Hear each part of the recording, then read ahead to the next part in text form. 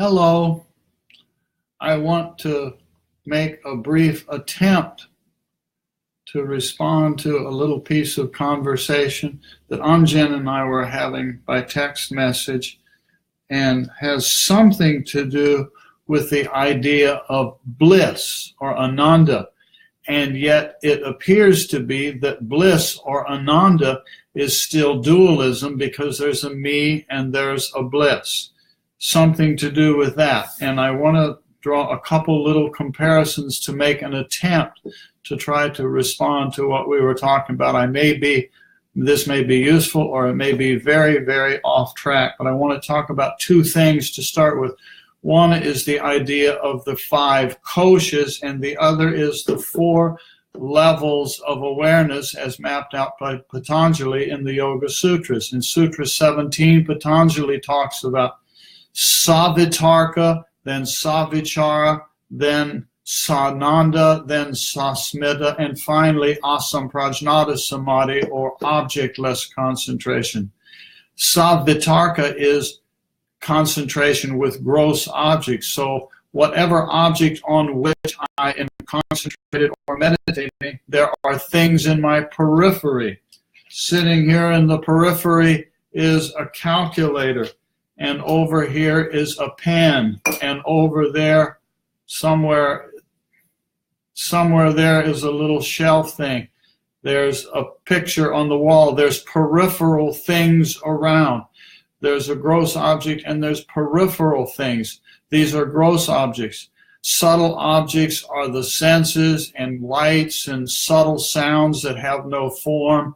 And then there is Sananda. And then there is Sasmita. Sananda, there's something that is, I'm directly concentrating on this pen. I'm meditation on the object called pen. All these other things are in the periphery. Note that there's a difference. One is what I'm concentrated on, and the other is what's in the periphery. And so one of the words in English that is sometimes used with these 4 levels, plus the asamprajnata, the objectless that Patanjali talks about, is accompanied. So it's my reality, I'm concentrated on this, and it's accompanied by vitarkas. When those vitarkas fall away, my concentration or my samadhi is accompanied by subtle lights and sounds. When that falls away, then I'm still concentrated, but it is accompanied by the feeling of bliss or Ananda. It's not that I'm meditating on Ananda or bliss, but it's accompanied by Ananda or bliss in the periphery, sort of off to the side. And when the Ananda, when that feeling of Ananda is transcended and goes away, what's left is only Asmita, Sasmita Samadhi, it's called by Patanjali. And so there is still awareness that is accompanied by the feeling, the awareness. Feeling is an awkward word. By the awareness. Awareness here is an awkward word, of I-ness or individuation. And so finally that individuation has to fall away. You've seen me do this before. It's my Starbucks cup metaphor. Here is a me. Now this is hard to see because there's a light going on there. But if I remove a kosha, see, there's a light in here. I'm going to turn this off here momentarily so you can see this. There is a light here. You can see there's a dim light showing through. And when I set aside when I set aside Annamaya kosha, the awareness of my physical body, the food sheath, the light is seen brighter. When I set aside Pranamaya kosha, or I come inward from Pranamaya kosha, the light gets brighter. Then I'm in Manamaya kosha. When I transcend mind and Manamaya kosha, then I experience Vijnanamaya kosha. Here there is buddhi, there is intelligence. When I transcend or recede inward, even from my intelligence as a being, what's left is Anandamaya kosha.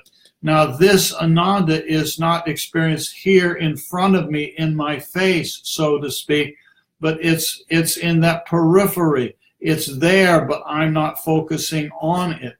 When I get ready for this, when I transcend or let go of the Ananda, then is when I can experience the true self. This is for effect. You see, all there is pure blinding light of consciousness. It's just a metaphor, but it kind of is fun, isn't it? And so it's just the flashlight. I mean, I'm just taking the flashlight and aiming it directly into the camera, but there's the symbol. There's a symbol of that. And then when we come back outward, when the Shakti or the Atman moves outward through avidya or through Maya, then I have once again Ananda Maya Kosha. If it's those samadhis, now I have asmita, I have sasmita meditation, concentration samadhi, and Ananda, and then I put back on, I once again wear my intelligence called Buddhi, Vijnana Maya Kosha. Then I wear, so to speak, the way I have clothes on. Then I wear my mental processes.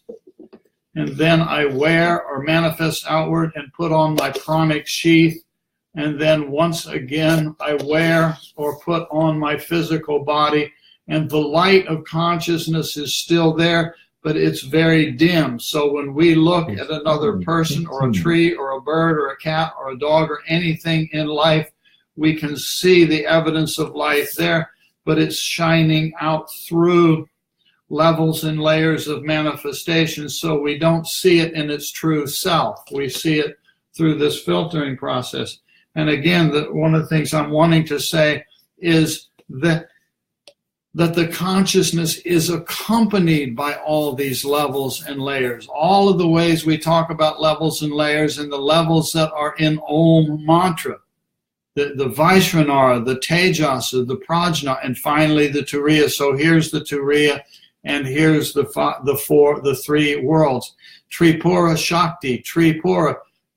It's a different metaphor, but it's essentially the same process. Tripura is that the one consciousness of Shiva manifesting out through the potency of Shakti moves outward through the latent, through the Prajna level, and through the Tejasa level, and out through Vaishvanara. And here we are out in the world out here.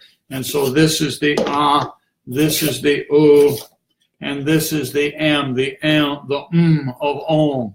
And so we go Om, and I can't move these fast enough to move them, but we take them all off. Om, and we talk them off. And there is myself resting in its true nature. But when there is bliss, the idea, the thing I'm trying to respond, if I'm understanding at all what Anjan is trying to drive at and question, if there is Ananda there at all, it is when all of the latent samskaras when all the samskaras are in their latent form, I experience bliss. It's still not quite Atman, but it's a tremendous feeling. It's going very much in the right direction. And so all I have left to do is recede inward from, or drop, so to speak, the feeling of bliss, which means what? Transcend even the latent samskaras, or burn the samskaras up completely. And then, I know this is repetitive, and then once again, what do we have? We have this, and there's the light of consciousness, the blinding, as it's been called, light of 1,000 suns. And there's no longer a me experiencing something. This is a crude metaphor. It's just a flashlight. It's just a little flashlight. But it's a demonstration that kind of works, because you see, the idea is I am the light. It's not that I am a me. When I look like this, me sitting in the chair over here, am looking at the computer screen, which is flooded with the white light of this flashlight. But this is just a little game to try to mimic what we're talking about. So when I recede inward sufficiently, I'm taking off my cups. I'm not really taking them off, because when you sit for meditation, you sit on your butt for meditation, you don't remove your body. Your attention simply moves inward. you leave the world out there, and you recede inward. We all know this. We recede inward, then we recede inward through the prana. We recede inward through the flow of breath. We recede inward through the surface level, the gross level of the thinking thoughts and mind. We recede inward through the active unconscious, the so-called dream state. We recede inward through the latent unconscious. And finally, we recede back, and then I am the light. And so you see, there's no longer a Swami J here. There's just this little spark of light floating around, and we can write poetry about, all of the stars in the sky remind me of all the souls floating around in heaven, or something like that.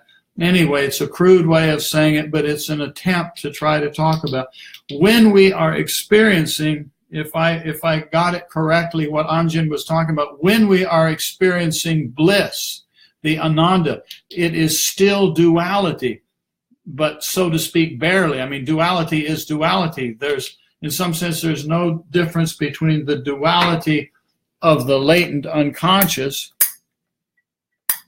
and the duality that is the world out here of cups and mouse pads and mouses and calculators and things and stuff and pens. They're still objects. It's duality. So we starkly see duality out here, but the duality at the samskara level is bliss. We experience it as Ananda. And note that Ananda is not the same. It's far, far subtler than the Ananda, so to speak, of eating a nice piece of chocolate or your favorite other snack food or a cup of tea or whatever it is. We call that bliss, but that's an emotional level bliss that's at the surface level. The Ananda that's talked about when you talk about Ananda is far, far subtler, deeper than the mere satisfaction that comes from eating the piece of chocolate or whatever it is. That's a level of joy or happiness or pleasure. If we discern between pleasure and bliss, what's the word for pleasure? Sukha, dukkha. Sukha, I think, is sukha and dukkha. One is pain and pleasure. And between pleasure and Ananda, that one is far subtler than the other. It's still duality, but it's a very, very early aspect, so to speak, early aspect of duality. It is duality, but compared to out here, it's progress. So those moments of stillness and experience of Ananda are tremendously useful. They're insightful. We know that we're going in the right direction. But what's left that I need to transcend? I need to transcend even the latent samskaras. I need to transcend the bliss, beyond the bliss. And there, then, we end up with the light of the thousand suns, the pure consciousness, or something like that. And then that is standing alone. And then there's no further to go. And then coming out of that, when we come back out here and we say, hello, here I am again. I just came out of my samadhi like that. Then we say, whoa, what was that like? And while I was there in the blinding light, somehow what was left of me realized the light that is the individual me is one with the light of the infinite ocean of consciousness of the universe. Or I may say, behold, the Bible is true. I too am God.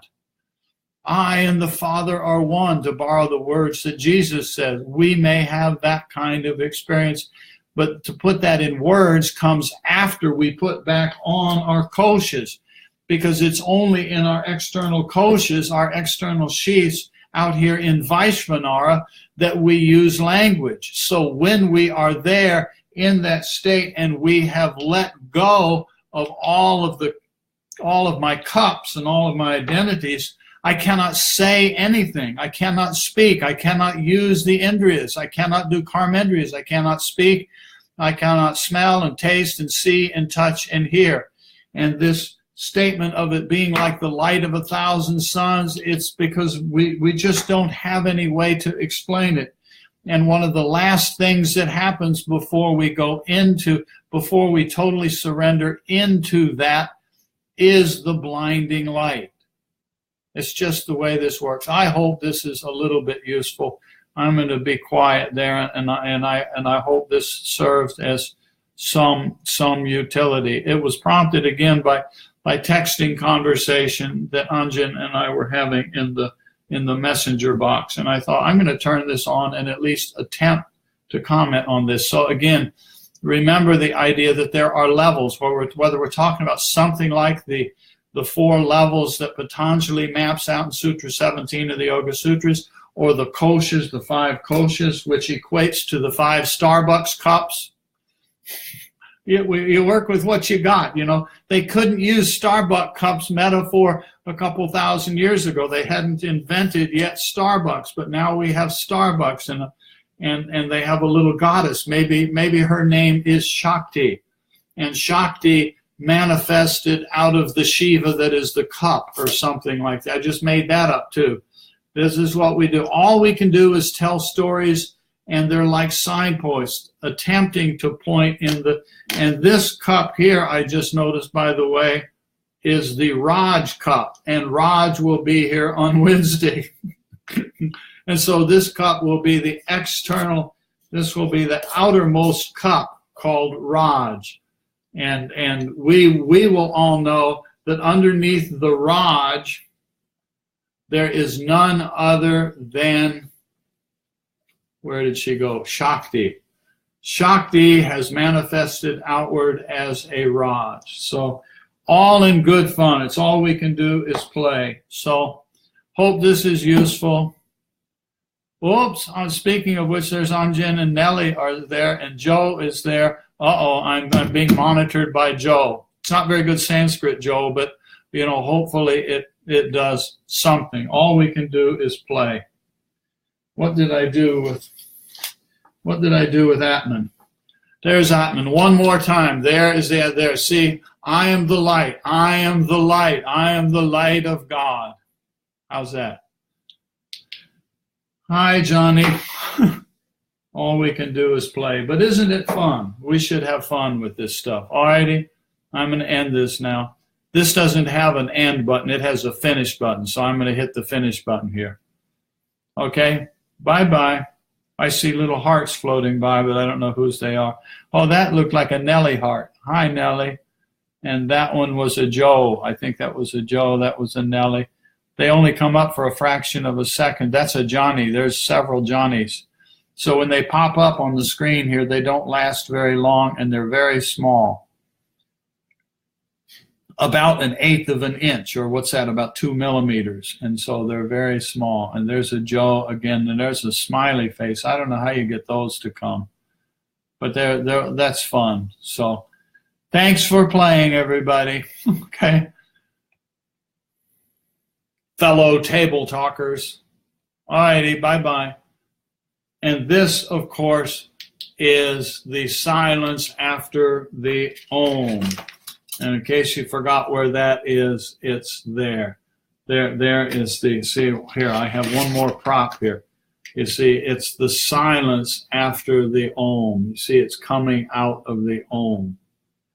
See there? There it is. See there, when it's going around like that, you can see the light of consciousness coming outward. Something like, I'm being silly here. All righty, bye-bye.